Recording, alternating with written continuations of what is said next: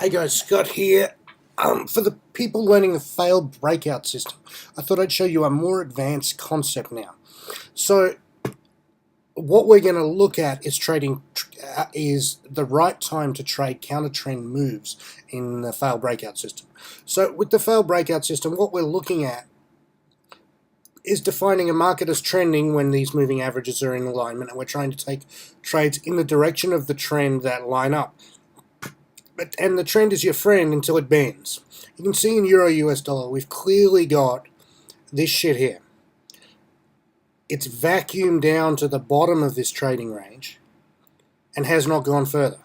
So here we're at an inflection point. It's either got to drop fast, like real fast, or it's probably going to retrace somewhere up to around here-ish, just above this red line.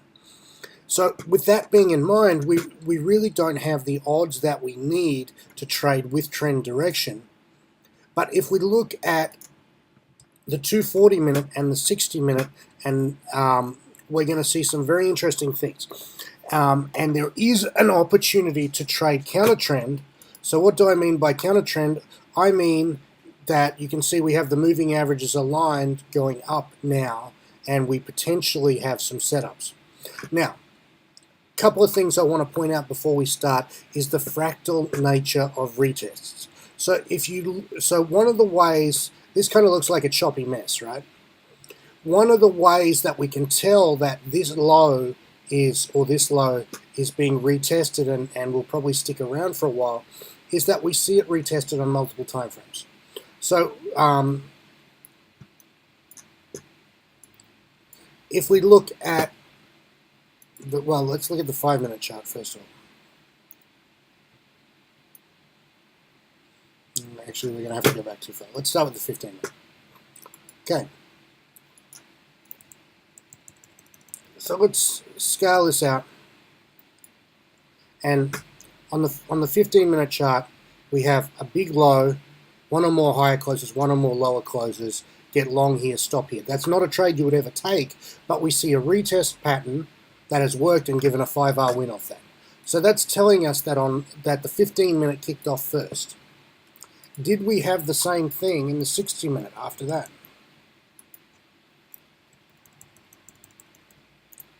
Oh, look, we fucking did. Significant low, higher close, lower close, long here, stop here. Now, this is not something that you would take in the real world. Actually, this one is not too bad. This one is arguably takeable. And now we have the same thing in the 240. We have a low, higher close, couple of lower closes long here. And we have this same setup setting up again right now. Now, one of the things I want to point to you is that successful, I call these a below the line retest. So it's a retest after a deep retrace. So here we have this significant low, one or more higher closes, lower close. This is all from the Price Action Masterclass, by the way. Long here, stop here. You can see the volatility before this kicks off is quite low, and we have the volatility low kicking off here. So what that tells me is that when volatility is low, the candles are small. When candles are small, you can expect bigger candles before too long. Maybe not right away, but you know, within 8 or 10 hours or so, we should expect at least one candle that looks like this big ass thing here. So here we have so counter trend setups. My preference is not to take the hammers and shooting stars, although they sometimes work. They are a lower probability 50-50 type of thing. My preference is to take retest patterns in the direction of the counter trend move. So here we have a stop loss here, we have an entry, we wait till price hits here. And where can we reasonably expect it to get to? To get to about there.